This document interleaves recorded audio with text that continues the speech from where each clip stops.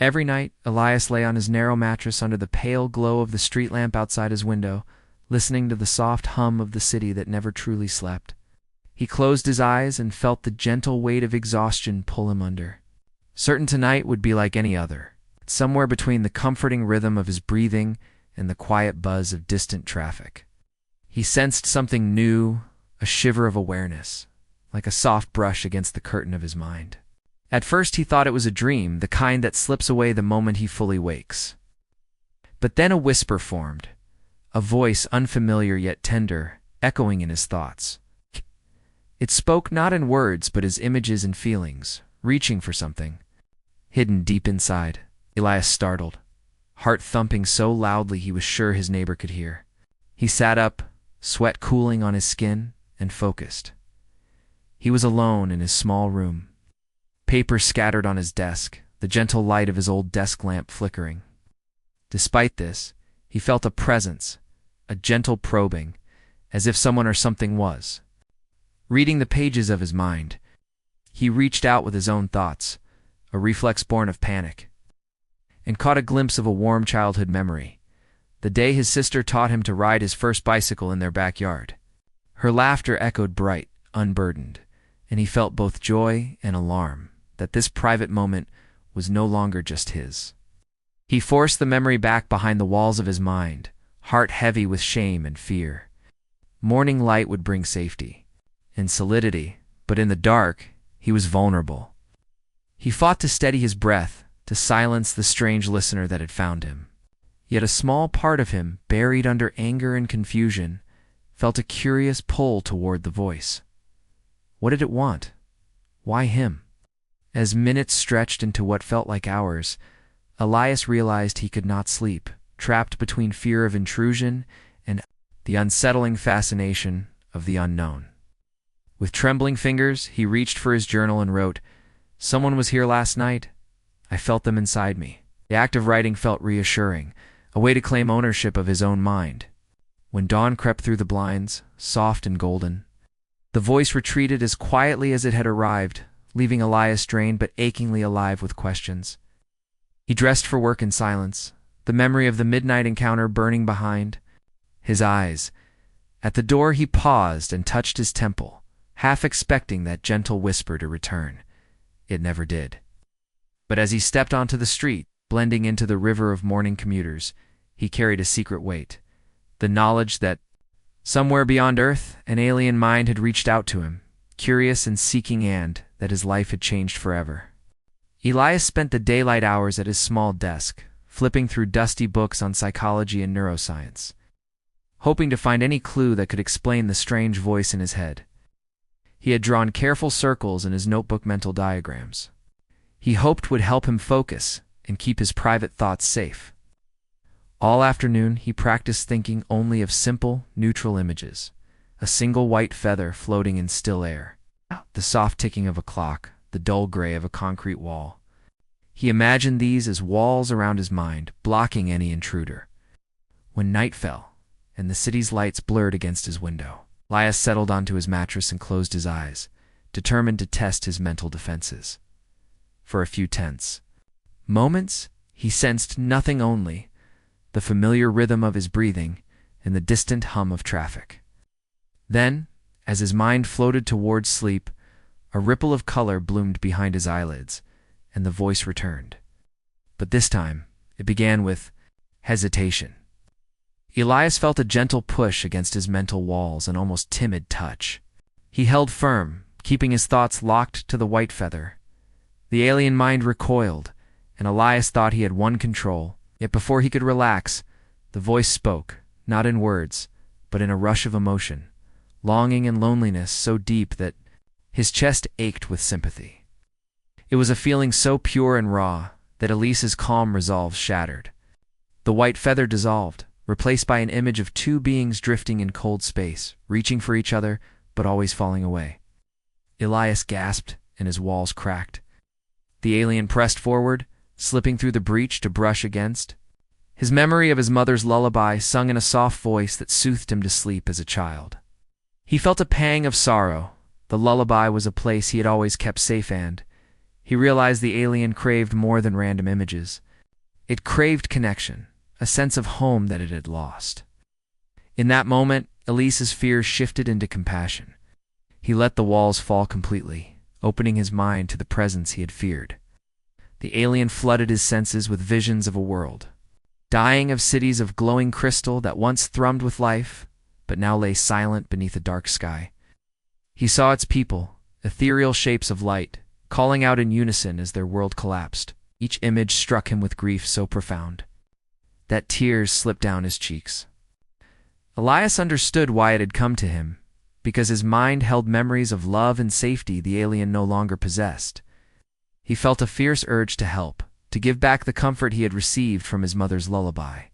With a steady breath, he reached into his own memories and selected a gentle scene, himself as a small boy, chasing fireflies in his grandmother's garden on a warm summer night. He sent that memory across the void between them, letting the warmth and wonder wash over the alien's aching emptiness. In return, the alien offered a small gift to color beyond human sight, a sound that felt like starlight. Elias recognized it as a token of gratitude. The exchange left him trembling, his mind stretched in ways he never imagined. When the dawn light crept through the blinds, the alien withdrew as softly as it had arrived, leaving Elias alone with the memory of shared sorrow and hope. He lay still, heart pounding, and realized that by drawing his boundaries too tightly, he had nearly missed the chance to forge a bridge between two worlds. As he rose to greet the morning, he felt both vulnerable and strong, carrying the promise of a new kind of friendship, one born in the quiet hours when two minds met across the stars. Elias awoke to the muted glow of dawn and carried the weight of last night's exchange like a gentle warmth in his chest. All day he moved through the motions of his routine, pouring coffee, tapping keys at his work desk, half listening to conversations around Hemia. His mind stayed alive with that alien gift of color and sound. He found himself doodling shapes in his notebook, trying to recreate the unearthly hue the telepath had shown him, and humming a melody that felt like stardust on his tongue. As evening approached, he felt anticipation stirring in his veins, a mix of excitement and nervous tension. He prepared his mental space with care, not a rigid fortress this time, but a welcoming room painted with simple, comforting thoughts, a calm lake at sunrise, a field of tall grass swaying in a mild breeze, the scent of fresh-baked bread warming a kitchen. When night fell, he lay back and felt the familiar ripple of connection reach out to him. The alien presence greeted him more gently than before, its loneliness softened by the memory he had shared. Elias leaned into the sensation and asked, in silent thought, what name the being might have, though he knew images, not words, would come. Instead of a name, the alien offered a vision, a delicate, translucent symbol composed of interlocking circles, glowing faintly against a dark void. Elias understood this to be its gesture of trust, an invitation to learn deeper truths. He closed his eyes wider and allowed the vision to integrate into his awareness. In response, he opened his mind to receive more of the alien's memories, but with clear terms he would share only what he chose, and the alien would do the same. The telepath pulsed with relief, and relief turned to eager sharing. Elias found himself swept into a cascade of memories first.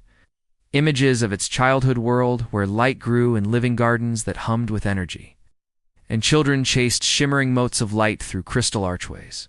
Then came darker recollections. How a relentless storm, born of their son's dying fury, shattered their cities and forced the survivors to flee through psychic channels into emptiness. Each memory struck Elias with a profound sorrow. He felt tears slip free as he witnessed the end of a radiant culture. Yet intertwined with that grief, he sensed resilience, a fierce determination that had carried the alien mind across the cosmos in search of sanctuary. Moved by this resilience, Elias sent back a memory of his own. The day he first stood before a crowd to speak about community service. Trembling yet proud as he described a plan to clean his neighborhood park, infused that memory with his pride, his sense of purpose, and the warmth of applause from his friends. It was a small moment on Earth, but he hoped its courage would strengthen the alien spirit. In the hours that followed, their exchange wove a tapestry of hope and shared understanding, Ilias's simple human triumphs, and the aliens' epic saga of survival. He realized their bond was no longer a one-sided intrusion, but a true friendship forming between minds. As the first pale light of morning seeped through the blinds, the alien presence gently receded, leaving Elias both drained and exhilarated. He lay in silence, heart pounding, as he processed the depth of trust they had built. No longer terrified of intrusion, he felt gratitude for the connection of bridge between two very different lives. Dressing for work, Elias carried that bridge with him, feeling more alive than ever. He wondered how he might tell his colleagues about this friendship, but knew the secret was his alone. Still, he held on to the symbol of interlocking circles, etched in his mind as proof that he was part of something vast, beautiful, and shared. And in that thought, he found a renewed sense of wonder. His nightly encounters were no longer frightening intrusions, but invitations to expand his heart and mind beyond the boundaries of Earth.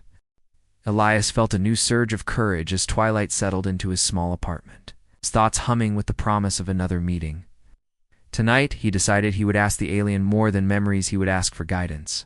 He lay back on his mattress, staring at the pale glow of streetlights through his curtains, and summoned his calmest thoughts, the gentle ripple of a pond, the steady pulse of his own heartbeat, the steady breathing of someone asleep beside him. Soon, the familiar ripple of connection brushed against his mind, soft and expectant. This time, Elias did not hesitate, opened himself fully, and asked, "What can I do to help you?" The alien paused, its thoughts flickering like distant stars, then responded with a flood of images. A broken crystal tower on its world, shards of light scattered across a barren field, and a single glowing shard the size of his hand. Elias understood at once it needed its people's lost artifacts to rebuild hope. He swallowed hard, feeling both fear and resolve. He did not know how he could find alien relics, but he refused to let the telepath suffer alone. At a deep breath, Elias offered what he could, his life's work as a researcher. Thought of his old university professor, of the ancient manuscripts tucked away in dusty vaults, whispered legends about objects with strange properties. He sent these images and ideas to the alien. In return, the alien revealed a fragment of a star chart, etched in shining runes that danced across Elias's mind like living constellations. He traced the lines with his inner sight, committing each curve to memory. As the alien withdrew, Elias prepared himself for the real-world task ahead. Dawn had not yet come when he sprang from bed, scribbling notes in his journal in the dim light. He sketched the runes and copied the star chart, labeling each line with all the fervor of a treasure hunter. By morning, he packed a small bag, his journal, a camera to photograph rare manuscripts, a portable lamp, and a stack of reference books he borrowed from the local library. He told no one of his mission, but he felt the weight of its importance tug at his heart. At the library's ancient texts section, Elias spent hours poring over medieval cryptic texts and esoteric maps, searching for anything that matched the alien's runes. He felt the eyes of librarians on him as he flipped through dusty folios, but he did not carry its matched pattern. Each similar symbol filled him with hope. When he found a marginal note in a 12th century manuscript that described celestial markings guiding to the lost light, his pulse raced, and he photographed it with shaking hands.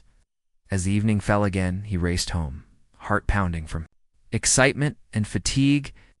He lay down and sent the image to the alien, waiting with bated breath. The reply came in waves of joyous relief, imprinted as a vision of a hidden temple on a moonlit plain far from Earth's orbit. Elias felt a rush of triumph and responsibility. He realized he would need more than books. He would need allies. In the days that followed, he quietly enlisted a trusted friend, Dr. Lena Perez, an astrophysicist who once teased him about his daydreams. He showed her his notes, his journal, the alien's runes, and the star chart. She listened, wide-eyed, and then nodded, her scientific mind already racing with calculations. Together, they plotted a small expedition to a remote telescope array where they could scan for energy signatures matching the alien's temple coordinates. Each step felt impossible, but with Lena at his side, Elias felt the same hope that had carried the alien across the stars. When the night of their first scan arrived, Elias lay in his own bed, waiting for the alien's presence. As always, it came on silent wings of thought, but tonight Elias felt no fear, only excitement. He shared news of his progress, of Lena's brilliant ideas, and of the plan to reach that distant plane. He prayed his friend would understand why he chased this dream. The alien answered with a surge of gratitude, flooding Elias's mind with warmth that felt like sunlight after endless darkness. In that moment, Elias knew he had crossed a point of no return. He was no longer a passive host to nightly encounters, but an active ally in an adventure that spanned worlds. As the first light of dawn crept through his window, Elias lay still, heart aflutter, ready for the greatest journey of his life, fanned for the chance to save a dying civilization through the power of friendship, courage, and shared hope. Elias and Lena drove for hours through winding mountain roads, the car's headlights cutting through the mist that clung to the pines. Elias stared out the window, hands trembling with both excitement and worry. In his lap lay the printed star chart, its glowing runes now a constant presence in his mind. Beside him, Lena checked her laptop, fingers flying as she adjusted the telescope's parameters. "We should be on frequency soon," she said, voice steady, but eyes bright with anticipation. Elias nodded but could barely breathe. Plans, all their hopes for finding the alien's lost temple, depended on one clear signal in this silent sky. When they reached the observatory, an old stone building perched on the ridge, they unloaded their gear under a sky heavy with stars. Lena carried the portable scanner, while Elias lugged cables and the small generator he had borrowed from the physics department. Inside, the cold air smelled of metal and dust. Dusty lenses pointed toward the heavens like patient watchers. Lena set up the laptop and the scanner on a folding table. Elias wheeled in the generator and connected long cables to the power outlet. Every click and beep sounded monumental to Elias, each one marking a step toward a destiny he could hardly believe was real. At midnight, they stood side by side before the main telescope. Lena's voice was soft as she called out, "Ready?" Leah swallowed. "Ready."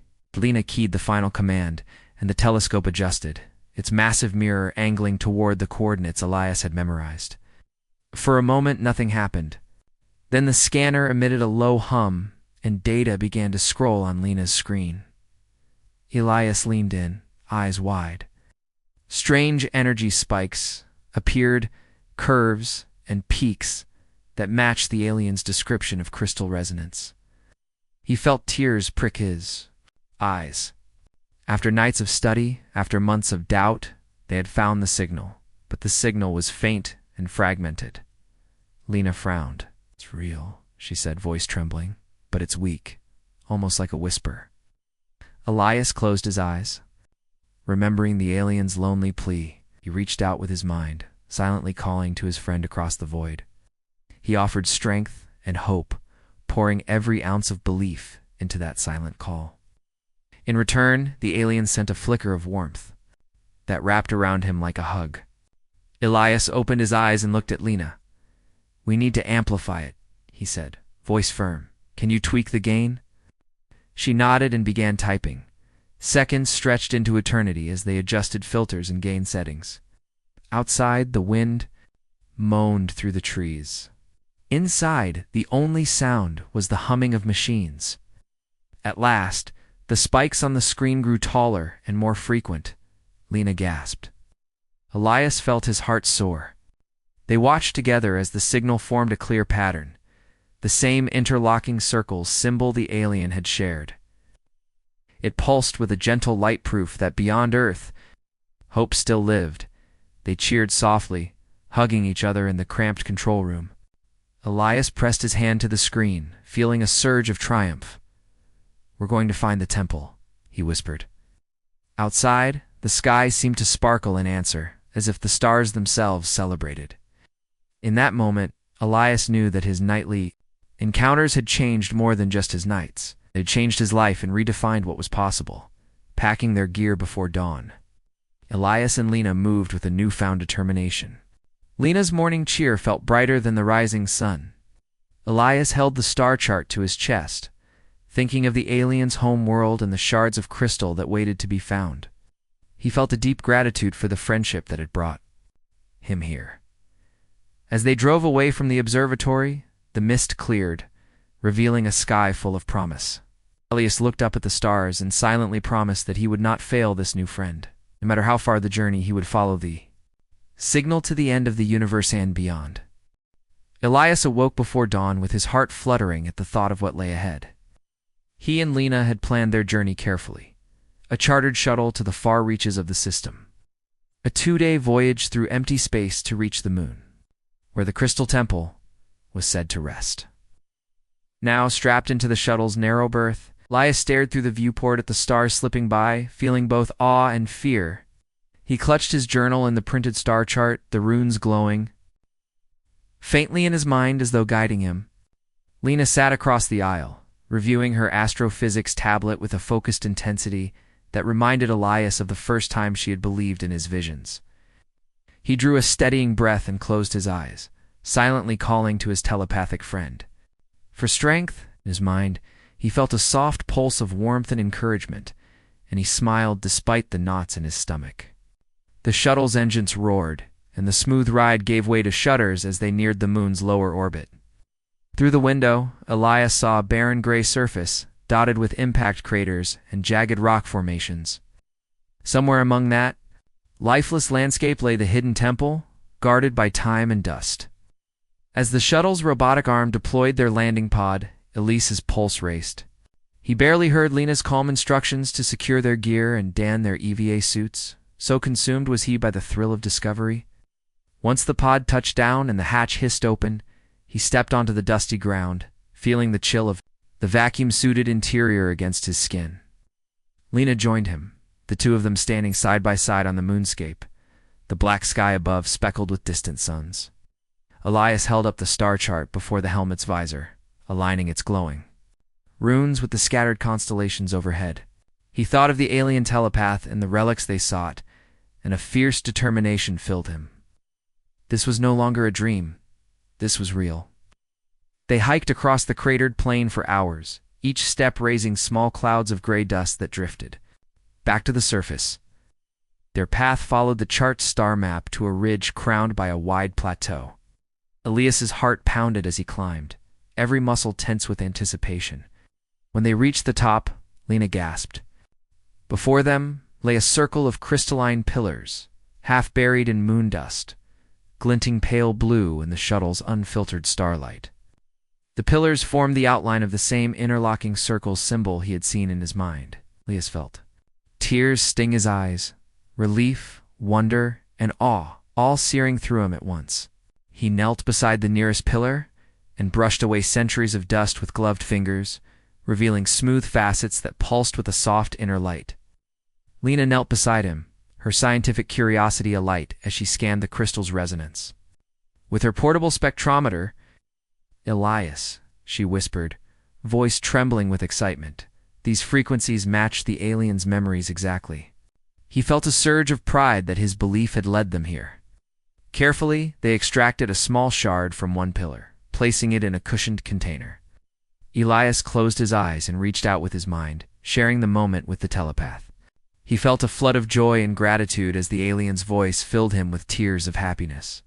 In return, the alien sent him a vision of its people using the crystal's power to heal their wounded world, a gift of hope that seemed to warm that cold moonscape. Elias opened his eyes to Lena's smiling face and felt an overwhelming sense of purpose. They gathered more shards, storing each with reverent care. When their containers were full, Elias stood, brushing moon dust from his suit. He looked up at the alien sky and silently thanked his friend for trusting him. Then, hand in hand with Lena, he began the trek back to the landing pod. Each step felt lighter than the last, buoyed by the promise that these crystals could restore a dying civilization. Exhausted but triumphant, Elias knew that the adventure was far from over, and that every fear he had faced was worth the chance to bring light back to a lost world. Elias felt a triumphant joy as the shuttle lifted itself from the moon's dusty surface, carrying him, Lena, and the precious shards toward home. He watched through the viewport as the crystalline pillars grew smaller, their soft blue gleam receding into the darkness.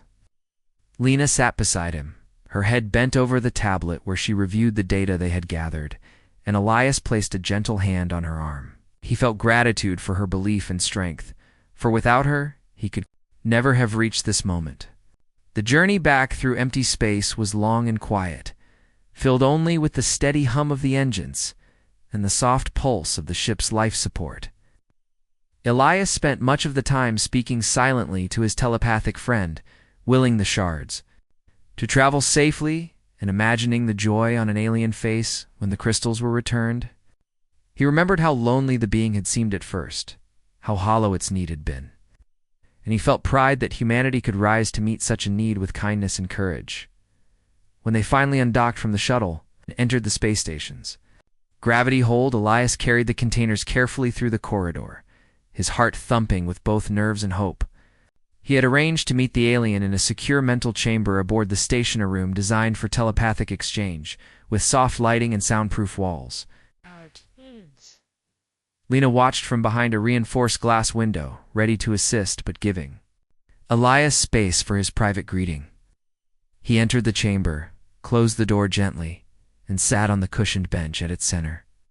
He placed the crystal shards on a small pedestal before him and closed his eyes. Almost at once, he felt the familiar ripple of the alien presence, but this time it was different. It was strong, steady, and warm. Elias opened his hands in silent offering, and the shards rose from the pedestal to hover before him in a gentle glow. The alien sent a wave of relief that washed through Elias like sunlight breaking through clouds. It filled his mind with images of its people receiving the crystals, small gatherings of luminous beings who cradled the shards and watched in wonder as light spread from each piece into their world. Elias felt tears fill his eyes as he sensed their joy, their gratitude, their renewed hope. He allowed himself a moment to feel the depth of connection between two species, bound by trust and friendship. When the celebration quieted in his mind, the aliens shared one final gift, a simple melody of harmony and healing, a tune that seemed to stitch the fabric of the alien world back together. Elias felt its power in his bones, gentle warmth that whispered of renewal and peace. He opened his eyes to Lena's smiling face through the glass. She gave him a thumbs up and mouthed, "They accept." Elias stood and pressed a hand to his heart. He sent a silent thank you to his friend, and the alien response was a soft glow in his mind, a promise that they would never forget Earth's kindness. Then, with a gentle pulse of thought, the shards floated back to the pedestal and returned to solid form, their light dimming to a steady glow. Elias picked up the containers and carried them out of the chamber, his legs trembling with emotion. Lena met him with open arms and they embraced, both overcome by the magnitude of what they had achieved together in the days that followed. The crystal shards were carefully transported to a secure research facility on Earth, where scientists and diplomats from many nations gathered to witness their power. News of the discovery spread across the globe, inspiring wonder and unity. Elias watched from the control room as the first shard was activated in a sealed test chamber. The crystal pulsed with blue light, and sensors registered waves of healing energy. Ow. When the test concluded successfully, the room erupted in applause, and Elias felt a swell of pride and hope for humanity's future. Lena squeezed his hand, her eyes bright with tears, and he knew that they had changed the course of history. That night, Elias returned to his apartment and sat on his mattress under the street lamp's glow. He closed his eyes, half expecting the alien's presence, but he felt only a gentle warmth at the edge of his mind, a silent promise that they would meet again. He thought of the interlocking circle's symbol and how it had guided him on this journey. He thought of the lonely telepath who had reached out for connection, and he thought of humanity, small but capable of great compassion. With a heart full of hope, Elias drifted to sleep, dreaming of stars, of crystal forests reborn, and of friendships that reached across the vastness of space. In the morning, he would wake to a changed world, one where the bond between Earth and the alien race stood as proof that when minds open and hearts meet, Even the greatest challenges can be overcome by the simple power of shared hope.